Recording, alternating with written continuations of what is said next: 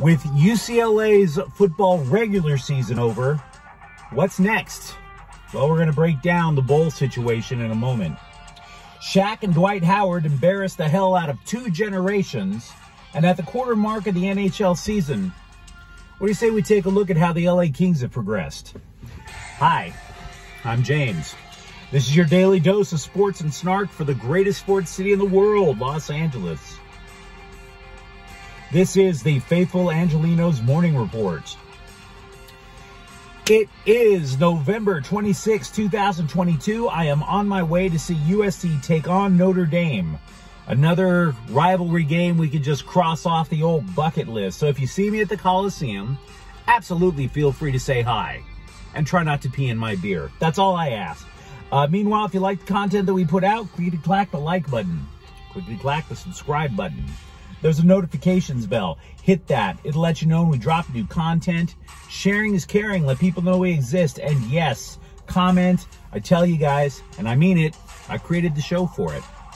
So before we go through today's news and notes, quick look at the scoreboard. Number 18, UCLA outlasted Cal 35-28.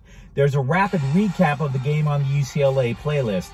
Zach Charbonnet's fourth quarter TD was the difference, and the Bruins now have to wait a few weeks. They actually have to wait, ironically, for USC to find out where the heck they're going to play, which bowl they'll get invited to. The Lakers' slow climb out of the abyss of suckitude continues with a 105-94 victory in San Antonio. Anthony Davis, 25 points. LeBron James comes back from an injury, drops 21. Denver takes out the Clippers, 114-104. John Wall scored 23 points. The Kings overwhelm San Jose, 5-2. Jonathan Quick stops 30 shots. And Wisconsin edged USC basketball 64-59 in the third place game of some idiotic little tournament out in the Bahamas. Let's just be real. That was a reason for Andy Enfield to put his toes in the sand. We totally get it. Turnovers killed the Trojans again. Drew Peterson had his pocket picked before he could attempt a shot that could have tied the game with less than 10 seconds to go.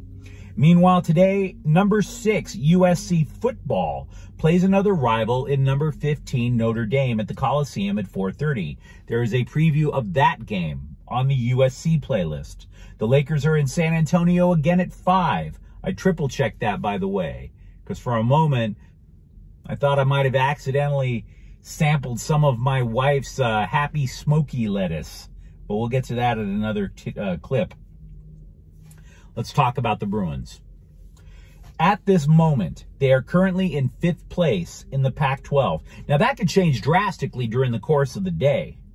You know, it always is going to depend. There's a lot of rivalry games going on today. UCLA could wind up in a 3rd place tie, or theoretically drop all the way to 6th place. Basically, it's kind of like, I don't know. Your mom takes you to Walmart. She goes to the crafts section. You're bored out of your mind. You look at a ball of yarn. You throw a fit. You rip it apart. You throw it on the ground. That mess of yarn is exactly what UCLA's bowl projections look like right now. And yes, in case you're wondering, I am the only 54-year-old man to be spanked by his mom in a Walmart. But I digress. Hey, it's not like she found my stash of stunt pornography, right? So, blessings there. Let's explain what this could happen, because according to the LA Times, this is how bowl games with a contractual obligation to invite Pac-12 teams work. Now, assume for the moment that USC goes to the college football playoffs. We're not going to know that for 2 weeks at the minimum, but just assume it. If USC goes to the college football playoff, the Rose Bowl gets the next pick. That would be the 2nd place team in the Pac-12. UCLA can't reach that level. They're not going to. They're not in the Pac-12 championship game. So, if they can't go to the Rose Bowl, the ones who pick after the Rose Bowl in order: the Alamo Bowl in San Antonio. So if UCLA is as high as number 3, they could go to San Antonio. Then comes the Holiday Bowl in San Diego, then the Las Vegas Bowl, and then if they drop down to 6, in this scenario with USC going to the playoffs, you have the Sun Bowl in El Paso for the 6th Pac-12 entrant. But again, that's if USC goes to the playoffs. Assume now that the Trojans don't. Maybe they bonk today against Notre Dame. No idea. So assume that USC goes to the Rose Bowl, or maybe they lose in the Pac-12 title game and they wind up going to the Alamo Bowl. Well, that means UCLA could drop even further. The next bowl after all the other bowls that I listed is the Jimmy Kimmel Bowl at SoFi, which is very painful to think about, but there is also one additional wild card that we can just kind of insert into this pile of yarn that I dropped on the floor for you. The bowls get to choose what teams they want. So in other words, if the Alamo Bowl all of a sudden wanted the 6th place team in the Pac-12, if they wanted it, that's who they could invite. They could bypass all the other teams. Do you think for a moment that the Holiday Bowl would want to invite UCLA back after the Bruins abandoned the game last year just hours before kickoff? Hell no, they wouldn't. Of course not. So you can cross the Holiday Bowl off the list. That ain't happening. 2 former Lakers centers have had beef for years, Shaq and Dwight Howard, and it's goofy. You wish it would just go away and die, but neither one of them will let it go. Shaq clowned Dwight Howard because he signed a contract to play in Taiwan. Shaq's claiming that Dwight's in a lifetime fitness rec league, that he's dunking on dudes 5'8", and for his part, Howard is asking why somebody who thinks he's Superman would be such a hater.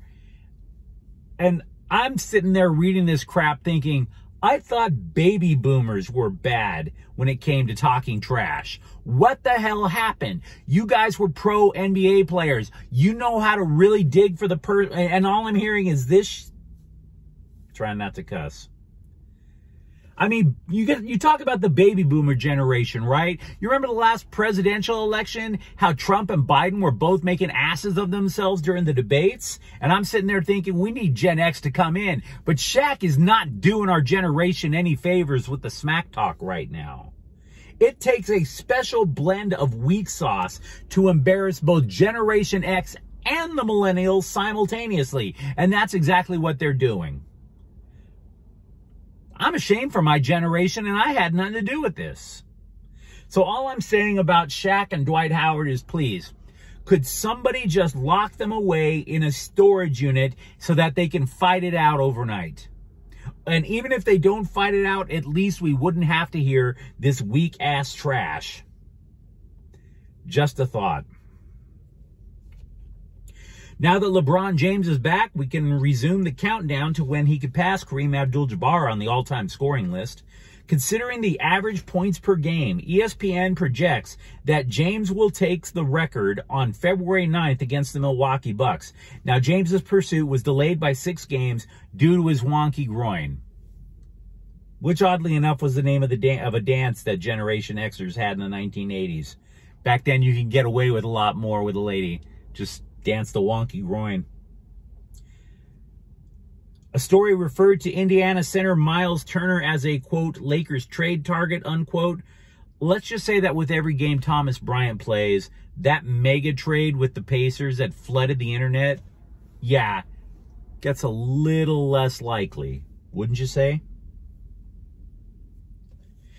The LA Kings are 1/4 of the way through the NHL season. I want to give you some random factoids compiled by The Athletic.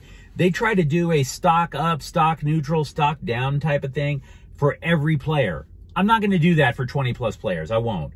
But here's some instances that caught my eye. Arthur Kaliev, he's tied for 3rd on the team with goals scored, but he is 10th among forwards in ice time. Are the Kings possibly misusing him?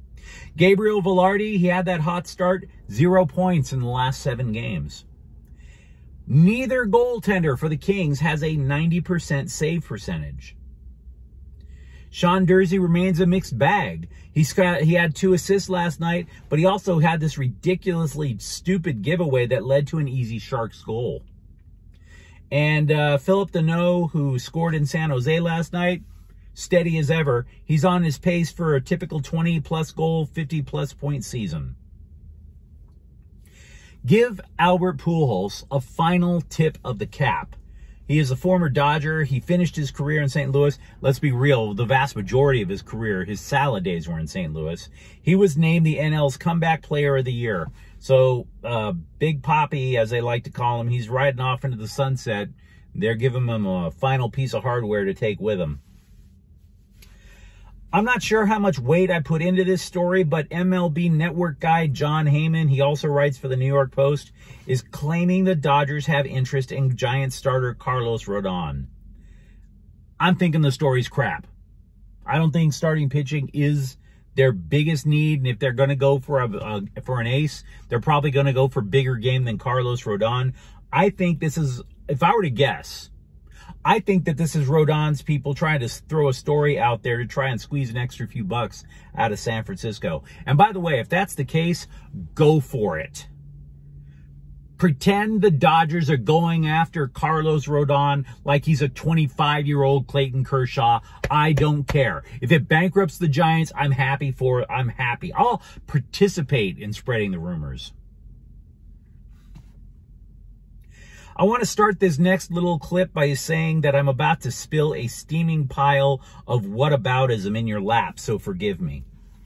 I was skimming over an article that said the Rams' problems all began when Von Miller shunned them for Buffalo. And I'm reading this story thinking to myself, you mean the same Von Miller who damn near blew out his knee on Thanksgiving? Really? Now, don't get me wrong. They don't believe that that Miller tore his ACL. But the Bills don't know when that guy's going to return either. So you're suggesting that the problem for the injury-plagued Rams was that they let one injury-plagued guy go to Buffalo. I'm not sure I want to be making that take. By the way, there is a preview of the Rams game in Kansas City on the Rams playlist. Spoiler alert, I don't like their chances. Also for the Chargers, the Bolts will be playing without starting safety Nasir Adderley in Sunday on Phoenix. I don't think that that's going to matter a whole lot. Having said that, there is a preview of the Chargers game in Arizona on the Chargers playlist of this channel. Let me know what you think about what we were talking about in the comments thread. What do you think about Shaq versus Dwight? This is really big to me because, look, I tell everybody I am a USC fan, but I always acknowledge that what USC needs UCLA. Just to, that rivalry is just too good. So I don't root for the Bruins to fail. You let me know what bowl you want them to go to in the comments thread. Or if, for that matter, they even deserve to go to a particular bowl like Alamo. Or do they deserve Jimmy Kimmel? You tell me. Either way, I look forward to seeing you guys tomorrow. Thank you for watching. If you enjoyed this content, don't forget to subscribe to Faithful Angelenos. We broadcast about LA sports every single day. Faithful Angelenos is a Can Corte El Queso production. Take care.